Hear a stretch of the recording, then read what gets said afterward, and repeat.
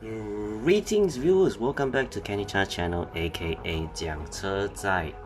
Now, if you saw a new video, that means new stuff, new product, maybe it's a teaser, for my overseas viewers out there yet again.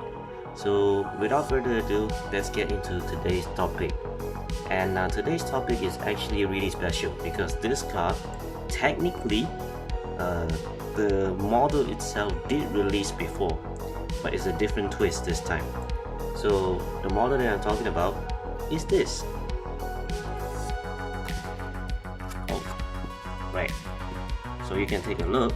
This is the 92 Dodge Viper RT10. You can see it's in invisible form right here. Nah, I'm just kidding. But yeah, so you can see this package here is the factory sealed package because over here in Malaysia, right now I'm filming in September, we already had the access to the factory sealed case over here. So without further ado, let me just show the car. Right, so here's the car. So what do I mean by this car has been released before?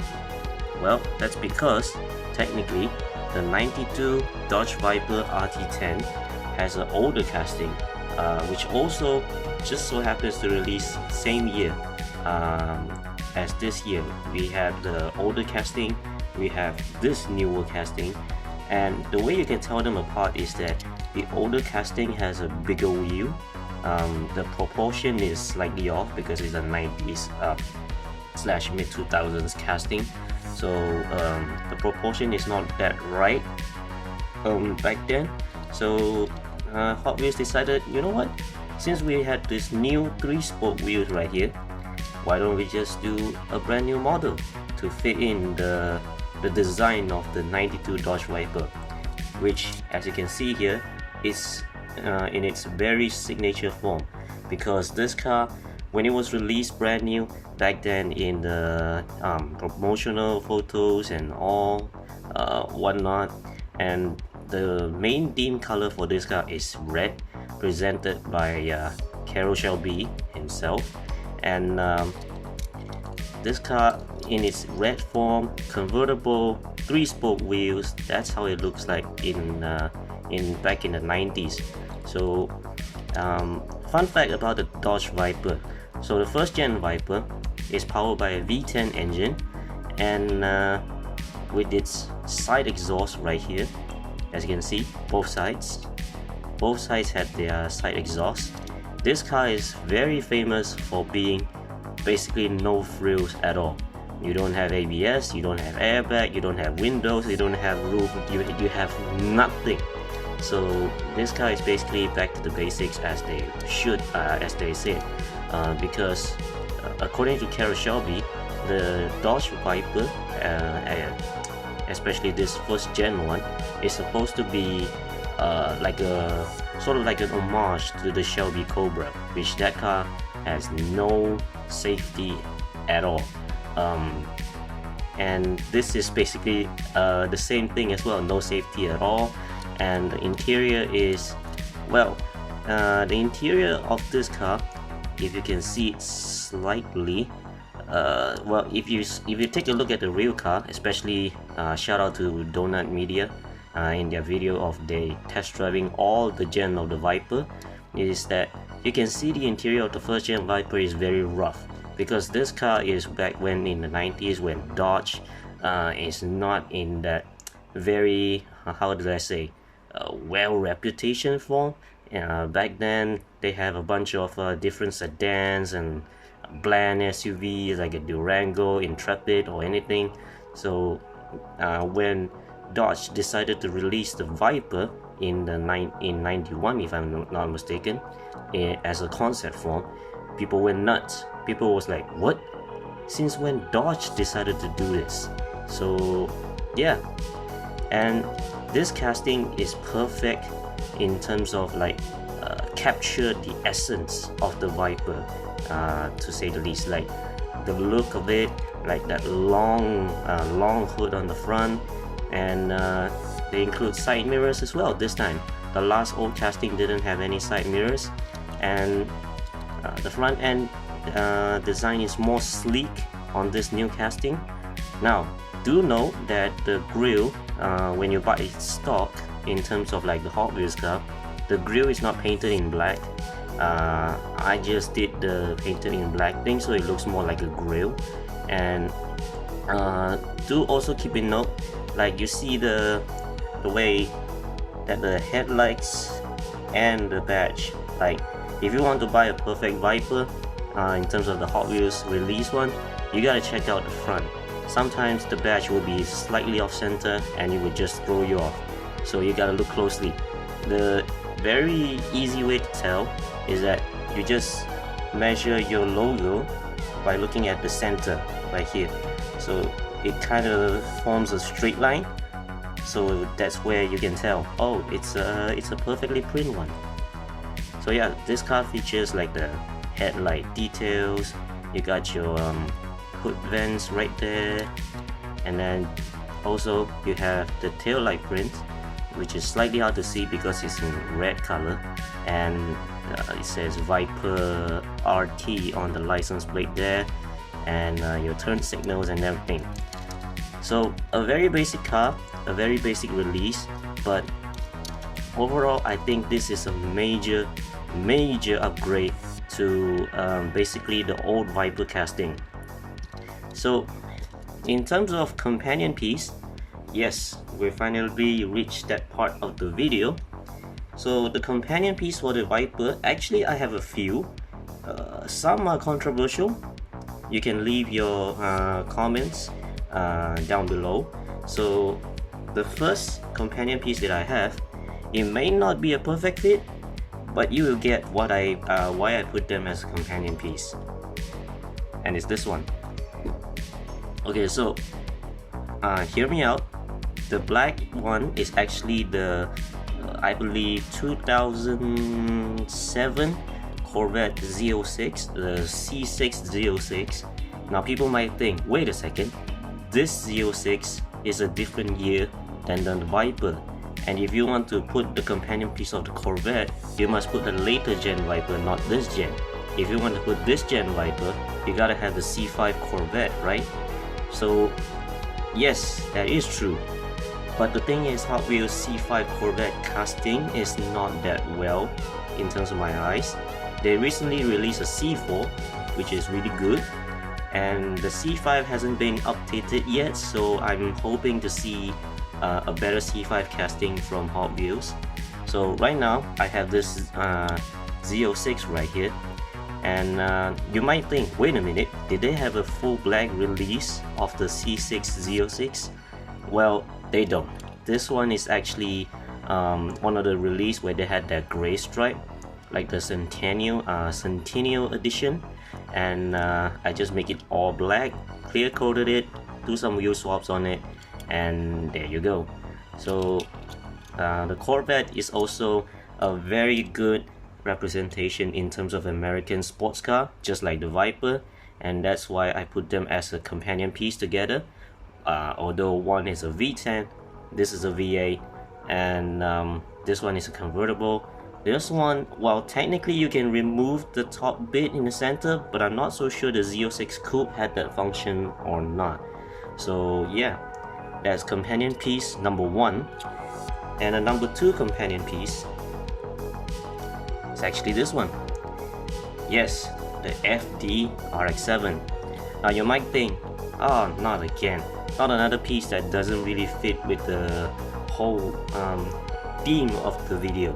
Well, actually it's not, you know, because FD RX-7 it was released in the early 90s, so you can see the design language between the FD RX-7 and the Viper is very similar. Like the way the shape of the greenhouse over here is kind of similar as well, and only thing is it's like a big difference for me in terms of like straight up I can look from the eyes. One has pop-up headlights, the other one doesn't.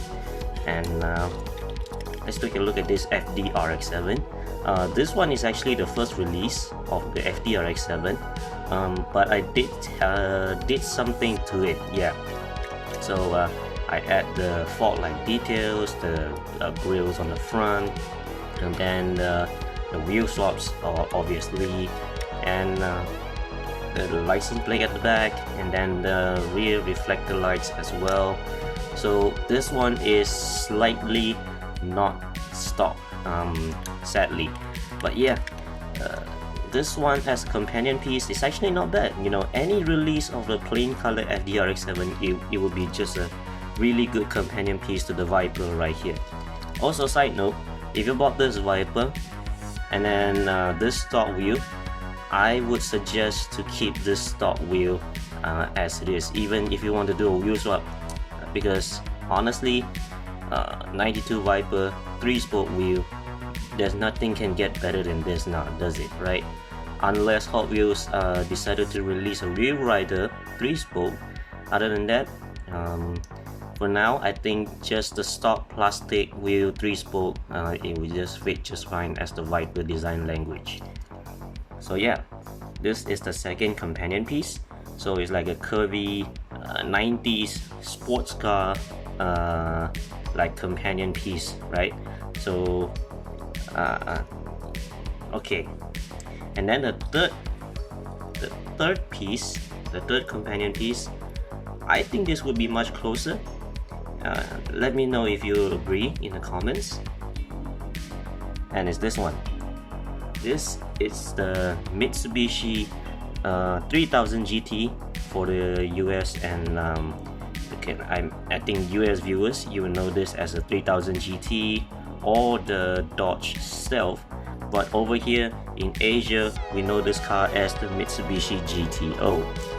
Now this particular GTO is from I think this is the first Car Culture Premium, right, of the GTO, and after this they released a blue one. I kind of forget where the red one came from. I think it's Modern Classics. Yeah, the Modern Classics, same set with the Evo 6 if I'm not mistaken. So yeah, I kept this one, and recently I did like a purge of my collection. I let go of the blue one because honestly, this car in blue looks kinda off to me. I would much rather to have this car in red, though I don't really like red cars. Some cars look good in red, you know, Ferraris and GTOs and the Viper as well.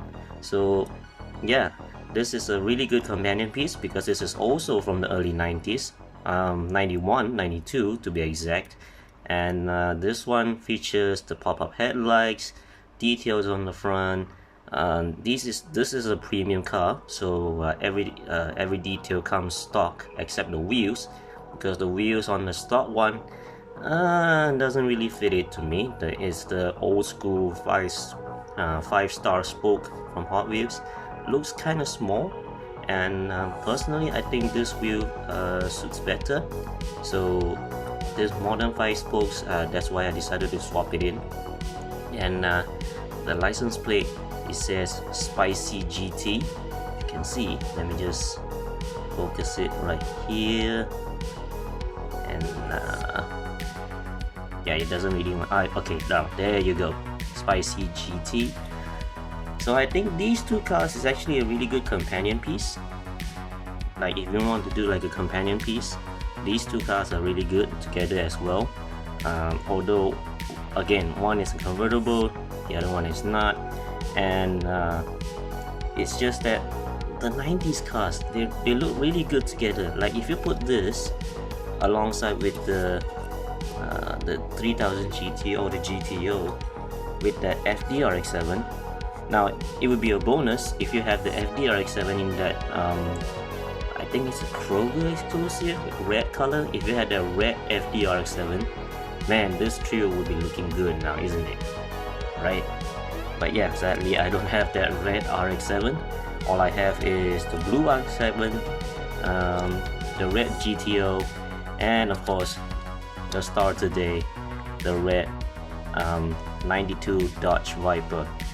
And honestly, this casting, if I were to give it a rating compared to the last casting they released, I would say this is a major upgrade. The last one I would say is a 4 out of 10. I'm sorry to whoever designed the last casting, but personally I think the last casting is a 4 out of 10. This one I will give it 8 out of 10. The reason I didn't put 10 out of 10 on this casting is because I would love to see the Gen 2 Viper with the roof, and in that very iconic blue with white stripe form. I would really like to see a Gen 2 Viper. The Gen 1 Viper looks nice too, don't get me wrong, but I really want to see the Gen 2 Viper. So Hot Wheels, if you're watching, please do that, because I really love to see the Gen 2 Viper. Let's see if this will ever get released, the Gen 2 Viper. So yeah, this is today's video, and I guess that's the end of the video right there. So don't forget to like, share, and subscribe to my channel for more. And let me know in the comments, do you like this 92 Dodge Viper? What do you think of this casting? Do you think it's a better one, or do you think it's a downgrade, or do you think they could have done something better rather than this one? So yeah, thanks for watching. Bye.